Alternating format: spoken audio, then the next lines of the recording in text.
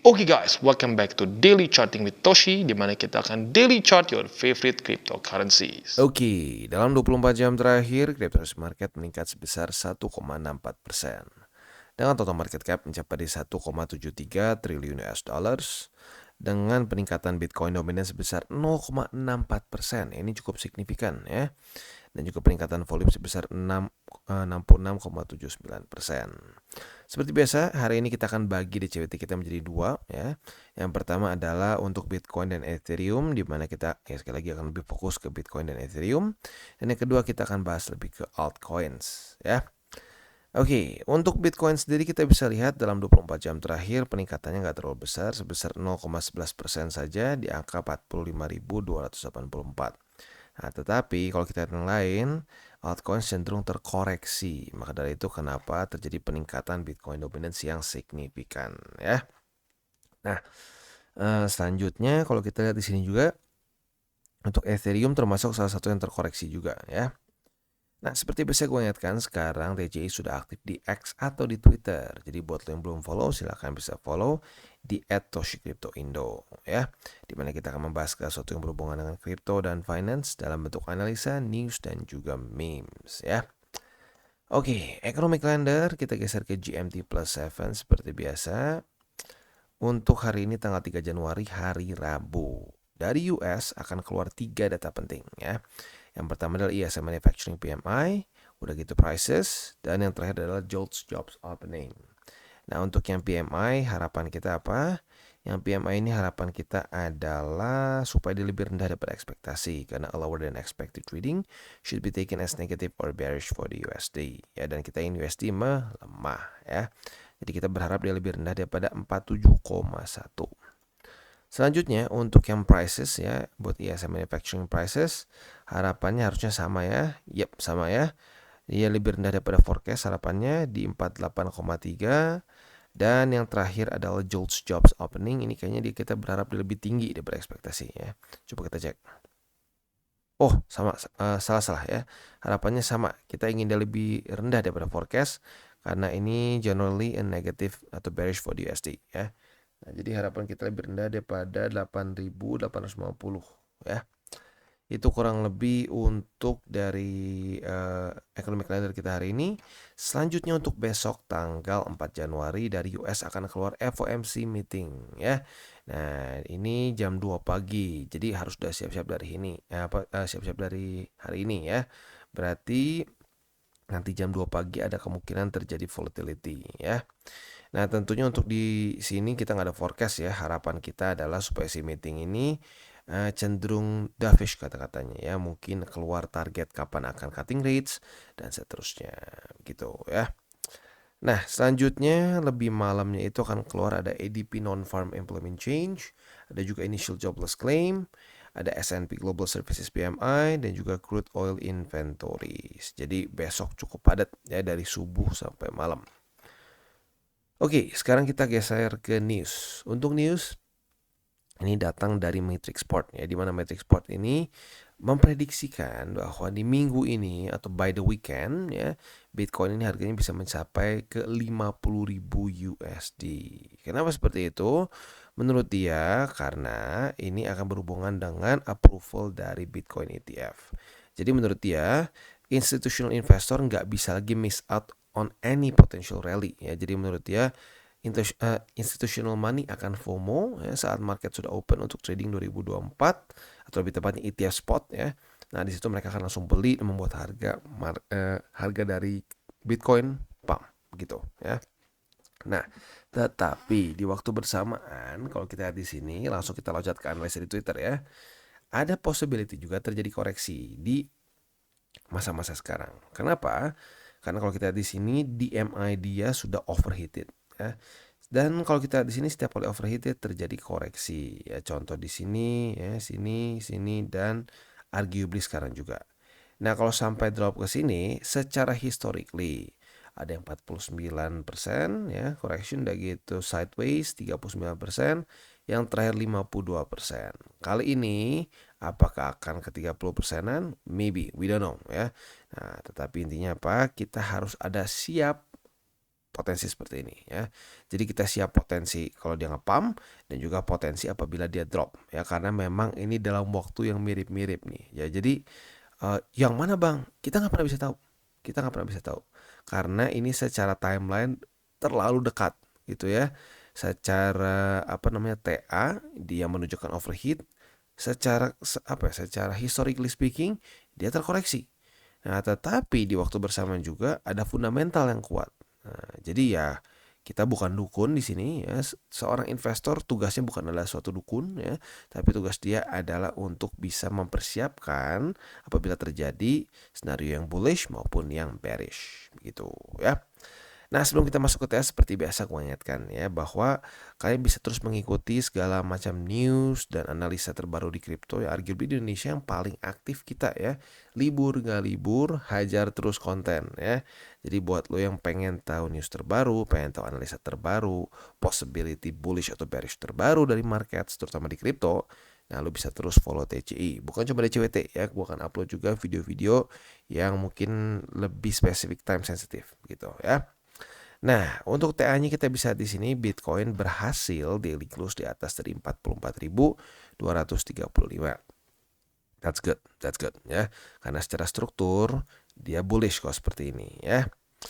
Nah, sekarang pertanyaannya bukan pertanyaannya tapi PR-nya adalah jangan sampai 44.235 jebol. Jadi semoga aja kalau sampai dia koreksi ke sini itu mantul lagi. Itu harapan gua ya. Dan juga PR untuk Bitcoin secara di daily. Nah, untuk di weekly kita bisa lihat di sini dia itu sekarang kondisinya bull support band semakin mendekat nggak sih? Coba kita cek. Ya kurang lebih disitulah 36 ribuan ya. Nah, jadi kalau sampai di weekly-nya masih sama seperti kemarin juga PR-nya bertahan setinggi mungkin sampai bull support band menjemput, dan kalau sampai dia koreksi ke sini mantul. Kalau dia gagal mantul, itu PR-nya panjang lagi ya. Oke, jadi kurang lebih seperti itu untuk Bitcoin. Selanjutnya kita akan geser ke indeks dolar. Sayangnya untuk indeks dolar, ya ini aneh jujurnya opennya ya. Jadi kemarin ada wick besar, tetapi tiba-tiba opennya di atas dari 101,98. Jadi bisa dibilang dia gagal menjadikan 101,98 sebagai resisten sayangnya ya. Karena dia opennya langsung di atas dari ini. Nah, masih ada harapan, tenang ya, masih ada EMA20. Semoga saat dia retest ke EMA20 ke reject dan bisa lanjut membuat lower low lagi ya. Itu kurang lebih PR untuk indeks dolar. Oke, jadi kurang lebih seperti itu untuk makronya. Selanjutnya kita akan geser ke buy limit. Tetapi sebelum kita masuk ke buy limit, seperti biasa gua akan disclaimer dulu bahwa semua konten dari TCI bukanlah financial advice. Ini semua bentuknya adalah edukasi. Lalu bagaimana cara untuk mendukung TCI? Ada banyak caranya. Lu bisa like our video, bisa share our video, atau juga bisa menggunakan link referral kita di bawah. Dan selanjutnya kita akan dengar dulu pesan-pesan dari sponsor kita pada hari ini. Oke, today's video is brought to you by BingX. Dimana sekarang, atau lebih tepatnya di bulan ini, BingX sedang ada Christmas Carnival. Yang hadiahnya itu bisa mencapai 1 juta US dollars. Artinya sekitar 15 miliar rupiah ya. Gimana cara ikutannya? Simple. Di sini berlangsung dari tanggal 1 Desember sampai tanggal 31. Jadi memang sesuai dengan temanya Natal, Christmas ya. Nah, kalau kita di sini ada beberapa bagian. Yang pertama adalah di sini ya, di mana kita akan bisa membuka si hadiah kita nih di sini ya. Kita buka, tentunya kita bisa registrasi juga. Jadi ini untuk orang yang belum registrasi di BingX. Kalau yang buka di sini akan bentuknya jadi ya kayak registrasi. Nah, selanjutnya juga di sini akan ada event untuk trading secara individual dan juga secara tim. Untuk detailnya kalian bisa baca di sini ya. Sekali lagi ini eventnya bisa mencapai 1 juta US dollar secara hadiah. Buat lo yang tertarik silahkan bisa ya tentunya kalau kalian belum punya akun, gue sangat sarankan langsung menggunakan yang di sini ya, yang unwrap box supaya bisa mendapatkan ekstra hadiah lagi ya. Jadi kurang lebih seperti itu untuk event BingX di bulan ini. Dan selanjutnya kita masuk ke Bitcoin seperti biasa ya. Untuk Bitcoin posisi spotnya tentunya ada perubahan. Buy limit pertama jadi di angka 44.235 ya. Buy limit kedua enggak jadi di sini ya karena terlalu dekat. Jadi buy limit kedua itu di 43.258 atau di EMA20. Ini sudah lumayan dekat jadi gua hitungnya confluence saja ya. Dan balik limit ketiga di angka 42.000 lebih 52 USD. Oke, itu untuk posisi spot di Bitcoin ya. Untuk posisi futuresnya sayangnya masih cukup jauh kalau kita lihat di sini ya, karena belum ada terjadi retest pertama. Setiap kali kena resisten langsung jebol ya. Jadi untuk sekarang posisi futuresnya kita tunggu dulu aja sampai minimal dia koreksi ke daerah 44.235 ya. Ada kemungkinan kita bisa buka posisi long di sini ya apabila terjadi retest 1 retest 2 dengan target TP-nya yang nanti akan baru terbentuk dalam ya mungkin beberapa hari ke depan ya. Itu kurang lebih untuk Bitcoin secara setup-nya. Untuk secara strukturnya it's doing good menurut gua ya, karena kalau kita lihat di sini PR besar yang gua udah bilang dari kemarin nih, dia kan konsolidasi di sini nih ya, udah berapa hari nih. Nah, akhirnya dia membuat higher high ya. Dan arguably speaking ya, ini higher high, higher low, higher low, dan higher high lagi. Walaupun sempat sedikit nge-break di sini ya struktur. Tapi dia berhasil survive ya, which is good ya. Tetapi lagi-lagi, apakah ini akan terulang lagi? I don't know ya. Tapi kita harus siap dengan possibility itu. Kalau gue pribadi sekali lagi, ini pendapat gue ya, gue lebih lean cenderung bullish begitu. Tapi gue ingetin, gue bukan dukun ya. Kita harus siap dengan dua senarionya. Makanya kenapa gue selalu mengadvocate untuk kita terus DCA secara berkala, karena kita bukan yang punya market. Cara kita menang di market adalah time in the market, bukan timing the market ya. Sekali lagi, time in the market, bukan timing the market ya. Nah, selanjutnya kita akan geser ke Ethereum. Untuk Ethereum kita bisa di sini ya, dia berbeda dengan BTC, dia sedikit gagal untuk membuat reclaim ya. Reclaim dia di 2360 gagal. Dan di sini sepertinya membuat suatu lower high ya. Nah, ini artinya struktur dari Ethereum for now ini sedikit lebih lemah dibandingkan dengan BTC ya. Nah, karena dia gagal untuk reclaim, maka posisi spotnya masih sama seperti kemarin. Buy limit pertama di angka 2317 dan buy limit ketiga di angka MA20 di angka 2278 dan buy limit ketiga di angka 2232,1 ya. Nah, untuk posisi futuresnya kita bisa di sini sudah terjadi retest pertama di 2360. Hari ini sudah terjadi retest kedua. Artinya kita sudah pegang posisi short walaupun sedang sedikit minus di sini ya. Nah, untuk posisi short kita ini target TP-nya jelas yaitu di angka 2317 ya. Karena retest 1 retest 2 target TP di sini ya. Untuk posisi longnya tinggal kita balik logikanya saja. Retest 1 retest 2 di 2317,9. Kita bisa buka posisi long dengan target TP di 2360 ya. Itu kurang lebih setup untuk di Ethereum. Untuk struktur seperti yang gue bilang tadi di depan ya, sedikit lebih jelek dibandingkan dengan BTC karena di sini mulai membuat suatu lower high. Tetapi nggak berarti ini doom ya. Pasti ngedam. Nggak. Masih ada possibility ya. Masih ada possibility, semoga hari ini bisa reclaim. Kalau reclaim dan membuat daily close di atas dari sini ya sudah, berarti secara struktur masih aman gitu ya. Tapi sekali lagi kalau dibandingkan dengan BTC sedikit lebih bullish BTC gitu ya. Oke, jadi kurang lebih seperti ini ya untuk DCWT sesi pertama.